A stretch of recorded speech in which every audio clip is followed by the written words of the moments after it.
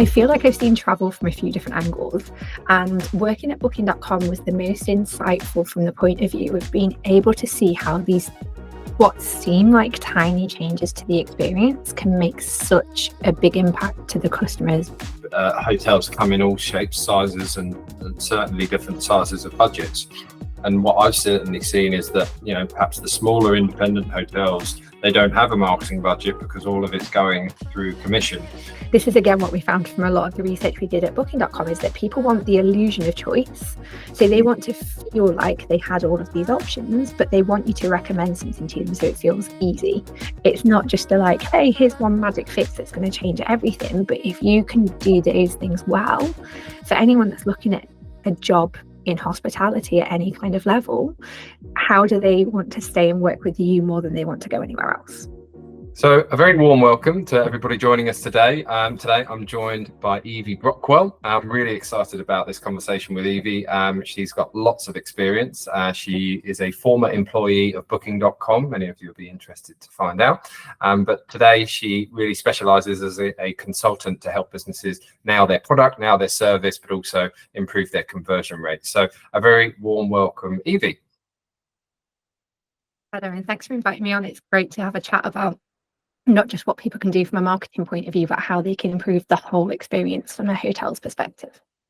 Absolutely. Well, let's get straight into it then. I'd love to start with inevitably Booking.com. This is something that we in the industry, in the hotel industry, are very mindful of. My whole business has been about helping hotels become less reliant on that business, and they are absolute giants and probably the best in the world at converting hotel guests. So I'd love to just probe into a little bit more about your experience at Booking.com and of course your career today. Yeah, no, that makes total sense.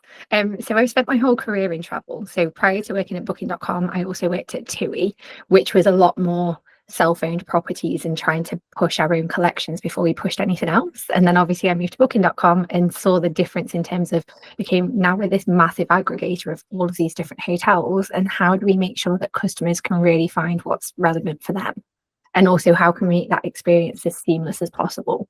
So I feel like I've seen travel from a few different angles, and working at Booking.com was the most insightful from the point of view of being able to see how these what seem like tiny changes to the experience can make such a big impact to the customer's behavior and what they actually do on the website. So there was so much psychology that went into it, and so much that we did from a scientific point of view to test out all of these different changes to see what that impact would be.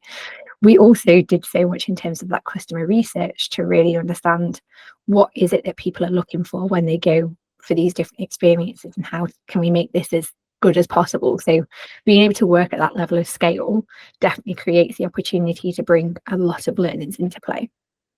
Fantastic. I mean, I suppose it's the who is it, Brailsford, that came up with this idea of marginal gains, but it sounds like that's something that you've been, or you at Booking.com, you were applying every day just to try to find those little things that you could do that would just make that 1% of difference.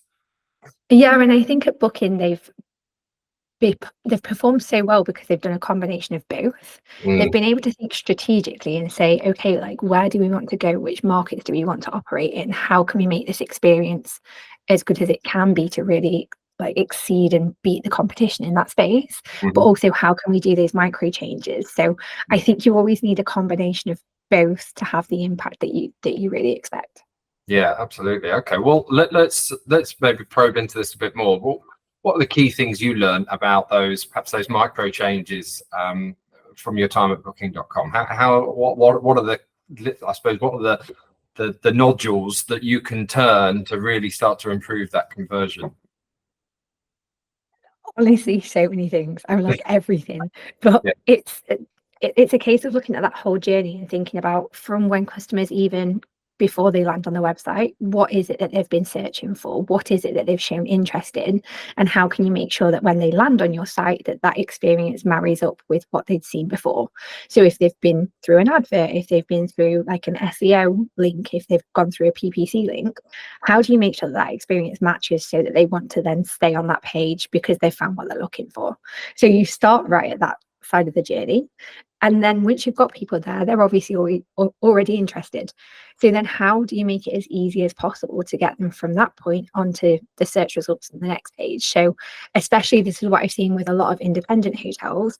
Actually, there's a lot of friction there where things like your calendar don't work effectively, or it's not so easy to like find exactly what it is that you might be looking for, and then you get to the results page and you're overwhelmed by the choice of rooms and hotels. So we changed all of those bits on a micro level to say, well, what facts are the customers really interested in? What do they need to know about different room types, and how do we display that information in such a succinct way that's easy for them to make the comparison? So you've got those bits. And then the same once you get to the checkout space, it's like, okay, someone's at this point where they're ready and they're willing to pay. Don't cause them any problems here. Don't make them double think it. Don't make it hard for them to put in their card details. Just make it as easy as possible for them to be able to hit that confirm button and complete the transaction. So that's like the basics in terms of usability, but a lot of the things that we layered on top of that were the things that really moved the dial and made a difference. So I'm sure everyone knows, but Booking.com used a lot of the tactics in terms of social proof and saying this is how many people have booked this hotel in the last however long.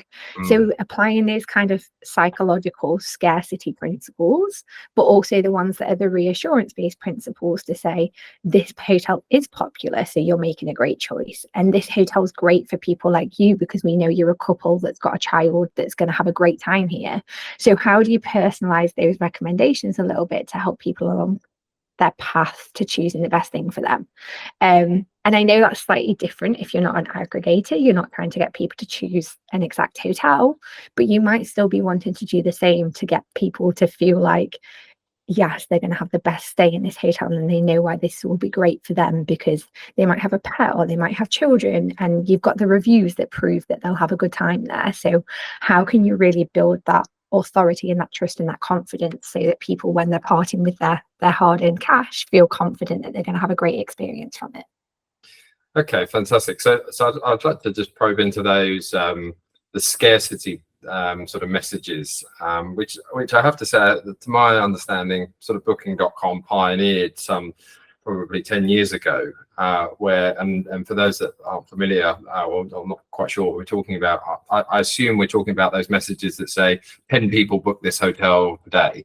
It's just those little, I suppose, gentle nudges that reaffirm that you, Mr. or Mrs. Customer, are on the right track and this is the best hotel for you. And I just think that those things are incredibly powerful, albeit very subtle during the user experience. And arguably every hotel should be using them, would you say? Yeah, I would definitely say so. I would say that as long as they are genuine. So I think there's a lot more regulation around it now, and Booking.com's always been strong on this anyway. But as long as that's a genuine data source and you're not making things up, you're really trying to convince people to make the best decision for themselves. And we actually found that even though they're subtle, we tried to change the design to make Booking.com look a bit more appealing. So it was like, oh, let's make it this really nice brand and change the color on these things so it's a really nice aesthetic. And then they weren't noticed as much and they weren't as obvious. And it again, always finding that balance, like how do you balance like your brand appeal with making sure that people notice the information that you need them to notice?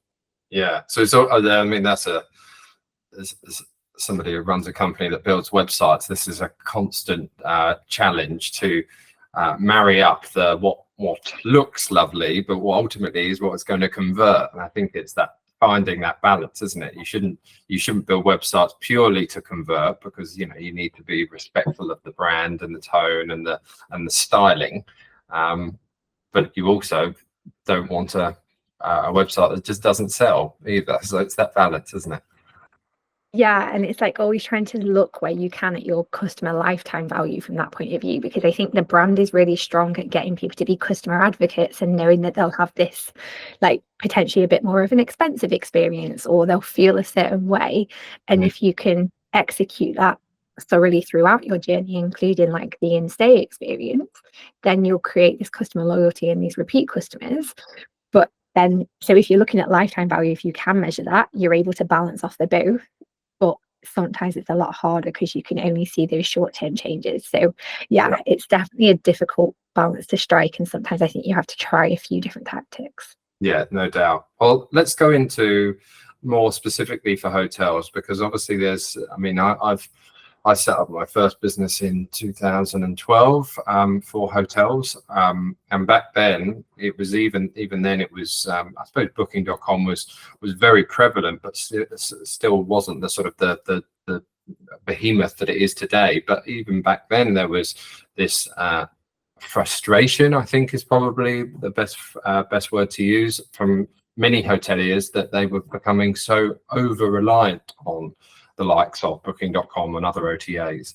And I'm interested to ask about, based on your experience, what advice would you give to hotels that still feel that they're using them far too much? Yeah, and I've spoken to a lot of people, especially as I've traveled around, that have this love-hate relationship with Booking.com, because it practically fills their hotel, but then they have these points of friction, and then there's obviously the commission, and it's all of these different elements. So it's like, how do you use it to your advantage, but don't become over-reliant on it? And I think, like, my opinion on it is that you have to see it as part of your marketing strategy. So if you can acquire customers using Booking.com, see it that way. But then the idea is that if you've acquired them that first time, that you want to bring them in-house and you want to try and retain them as your own customer. And as you put marketing spend on different things, instead of just expecting Booking.com to make all of your sales, can you go, well, actually, do you know what? If we dialed up how we spend on marketing in this space, and if we look at this opportunity to join up with this local event that might be happening, or dial into local SEO, or do any of those things, and take some of that spend out of Booking.com, even though you can't see it initially, because obviously Booking.com's commission, it comes out afterwards. Like, you should be able to balance that portfolio over time, but you really have to put in that effort to strategically think about how you can acquire customers in different ways. Yeah, I think that's a really interesting point, because I mean, obviously, hotels come in all shapes, sizes, and certainly different sizes of budgets. And what I've certainly seen is that, you know, perhaps the smaller independent hotels, they don't have a marketing budget because all of it's going through commission. So it's almost like, well, that they can't, until they make some investment, they're always going to be so heavily reliant. But then you've also got the I suppose the bigger or the more luxury end of the market, where you've got maybe properties or groups with a big marketing team, that their resource goes almost solely into acquisition. But I think what you're looking at here, or what you're suggesting, is it's all about building that relationship, getting the repeat custom, and, you know, nurturing the guest, and I suppose to a certain extent educating them as well, that you know, you came, thank you, come back, but do come back to us direct. Yeah, and then you still, even if you're trying to convince customers to do that, you've still got these points of friction, because Booking.com will kind of always win from the ease point of view, because customers have got all of their card details saved. Everything that they want to access is there, and they only have to go there once. So you're not even necessarily just going to win by giving them a better price if they come direct, because sometimes we don't even want to pay if something's less convenient. So what is it that's going to really convince them? Because they might get something that's even better, like a room upgrade that they might not be able to get otherwise, or something that's like a surprise and a luxury that's part of their experience, that makes them remember that and then makes them want to do these things. So it's partially the education, but again, it's tapping into that psychology, and what is it that's really going to convince customers to make a change to their behavior. That's a really interesting way of thinking about it. So just a great deal more thought going into how do we convince them, and you know, just make, I suppose, what you're, if I'm right in understanding, almost making it a bit more personal, that actually, but as a result of booking direct, you know, we're going to give you this room upgrade because we know that we really appreciate your business and you came back to us last time, etc. Is that suggesting? Because I think that's the only way that you can, not the only way you can win, there's probably different strategies, but if you really look at the fact that Booking is more of a commodity approach and they've gone down the best price ease, we're going down that route, Yeah. you're not going to compete in that space. So you Mm. want to compete from that differentiation point, even though you're talking about your own product still, if from an experience point of view, you Yeah. need to be able to compete from a different angle. So like you say, if that's more of a personalized experience and something that you wouldn't get anywhere else, they're the things that you can really tap into to create those benefits. Yeah, and I think you're absolutely spot on there with what you said about the fact that you could do all the conversion work and have the most sophisticated, simplistic booking engine, but it's still going to be slightly clunkier for the user to book directly through your own website than it is through the one-click cleverness of booking.com. Something else I just want to pick up on, and I don't want it to be lost, that I think is really, really important that you said was just around at the point of booking, so on the booking engine, where the user is effectively presented sometimes dozens of different rates, which can obviously be confusing as almost what's the word? It's almost you see all of those rates, and it's almost like you're a bit of a deer in the headlights, and you almost bamboozled as to. And often, I will often see when we're looking at researching hotels that certain sort of industry lingo has been used. So like BAR, which obviously stands for best available rate, but does the customer know that? So I think I just wanted to raise that because I think you made a really interesting point there. Yeah, and it's that whole like choice paradox where you've got too much going on and you can't analyze which one is the best approach to take. Yeah. And like you say, if you're using things like bar, it's not helping anyone. If you're actually saying like, hey, this is an incredible discount because of X, obviously in a more succinct way, that makes it special and makes it feel like it's a one-off and they wouldn't get that another time. Like that's what you want to be doing instead. And sometimes less is more. So you don't need to present all of those options to begin with on the screen. It's like, how do you present the one or two most popular and use some of those tactics that we spoke about before to say like most people book this, because people want this is again what we found from a lot of the research we did at booking.com, is that people want the illusion of choice. So they want to feel like they had all of these options, but they want you to recommend something to them so it feels easy. So how do you find that balance of both? Yeah, okay, that's a really interesting way of putting it. Okay, so let's dive into obviously your life after booking.com. And nowadays you're a consultant, and a well-traveled consultant. Every time we speak, you're in a different country, which I'm very jealous about. Whereabouts are you today, by the way? I'm currently in Belgrade in Serbia. Fantastic. Well, it's a lot more exotic than Guildford, I can tell you that. But listen, with your sort of relatively new consultancy, I should say, developing a service within a business is obviously something you're very passionate about. What advice could you give to hotels to improve their service offering? Yeah, so I do a lot of work now where I spend most of my time working in travel, and I work with either like large organizations that have got the resources to do all of these things themselves, and I work with them to talk them through that whole process and educate them on how they can do these things better. But I also work with smaller hotels and independent brands and just help them by giving them small hints and tips and pieces of advice that they can go in, execute on to improve things like their website. And the process that we follow, no matter what size of an organization you're looking at, is almost the same. It's really a case of going through and saying like, where are we performing really well, and where do we feel like our strengths are? Is there anything else that we can dial up to capitalize on those things?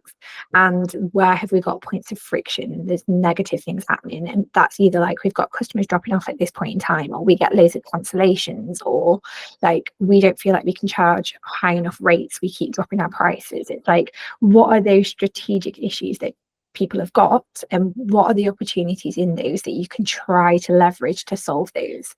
So are those changes that you can make like on the website experience and in your messaging and in the way that you convey what the experience is going to be like? Is it stuff that you can do in the stay, like we were chatting about before, to try and personalize that experience more, that won't necessarily cost you a lot of money, but you can make these changes easily. Or sometimes people will have problems just with the way that they're like training and recruiting and keeping staff. So it's like depending on where all of those problems are, you can work out different ways to say, this is what we should try and improve there. Let's try and run this thing for a month and see what impact it has. And that's a really interesting point then. So the staffing retention, recruitment and retention is extremely contentious, I would say, more so than ever. I don't want to mention the B word, but inevitably that hasn't helped. And I think certainly what I'm hearing from my industry friends and peers and clients is that that there's just less interest, I think, to get involved with hospitality, and I think a lot of work needs to be done in helping young people certainly see it as a career. So I don't want to put you on the spot, but I'd love to understand a little bit more about how perhaps you feel hotels can maximize their retention of staff and maybe even recruitment based on what you said there. Yeah, I think there's always two elements to it. So obviously, like, money is a foundational aspect to everything. And if you can't pay people the rates that people expect to be paid, you're always going to struggle. Mm-hmm. That being said, people are quite emotional beings, and like within a certain range, there's people that will stay in jobs that might not be paid as well, as long as they're enjoying what they do and as long as they're happy with what's going on. Mm-hmm. And often a lot of that comes down to feeling like they're developing and they're making progress. It also comes down to things like making sure that they feel like they are like respected and trusted and that they're doing a good job. So we have, again, all of these like basic human psychology elements that you really need to be able to tap into and do well on. And sometimes that means investing in like, okay, let's try and keep and retain some really good leaders here that can implement those things for staff below. So it's all about, again, like, where does that focus need to be? Does it need to be at the leadership level? Does it need to be at the like management level? Does it just need to be within a certain area of that hospitality team? And trying to work out where you think the problems might lie and making sure that you're investing in them and giving them the right training and the support. So it's not just a like, hey, here's one magic fix that's going to change everything. But if you can do those things well, for anyone that's looking at a job in hospitality at any kind of level, how do they want to stay and work with you more than they want to go anywhere else? So I guess it's just being a quite proactive and about how every experience that your staff and your customers can have with you, and just trying to find ways to improve it. Is that a sort of a very broad but good summary of what you were suggesting? It's a really broad but good summary, and I think all of those things come into play together because, again, we're humans, right? So like the way that a guest will treat staff changes the way that staff will feel about their job, and the way that staff can treat your guests will change the guest experience. So it's like, if you're getting positive experiences everywhere and everyone's happy with what's going on, you end up with this upward spiral of behavior. But if you're creating this like negative environment where like things in the hotel aren't that well repaired and therefore your customers are annoyed and actually the room wasn't clean in the first place, and you end up with this like negative spiral. So it's like, how can you get yourself on that positive loop? Yeah. Okay, that will make sense. Thank you for that, Evie. So let's finish off with a bit of a summary of what you see as the biggest challenges of the hotel industry right now.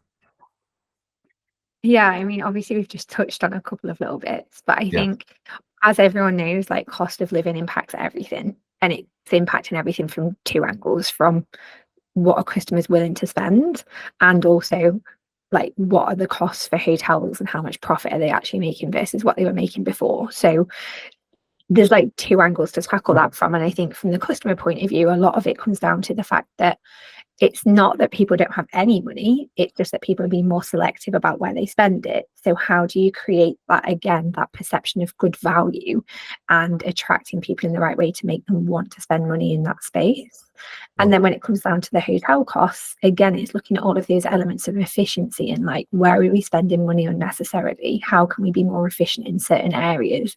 What should we actually be investing in that's really going to elevate that customer experience and is really going to help us to stay ahead versus other areas that are going to be more negligible in terms of the impact that they have. So it's really trying to look at those two angles, I think. Okay, fantastic, and that's all really useful. I've really enjoyed this conversation, Evie. I think we've covered a lot of ground in the time that we've had. So if any of our viewers or listeners are interested in getting in touch with you, how can they do that? Yeah, great question. Because I'm like, you can find me on LinkedIn, but I don't know how much people in the hospitality industry will be hanging out on there. But people can email me if they want to. So you can find me, like I said, on LinkedIn. It's Evie Brockwell, or if anyone wants to drop me an email, it's evie@eviebrockwell.com. And yeah, I'm more than happy to offer different bits of advice for how people can actually improve their whole experience. Fantastic. Well, thank you so much for today. I've really enjoyed our conversation, and I'm sure we'll speak again soon. You too. Thanks for having me. Thank you.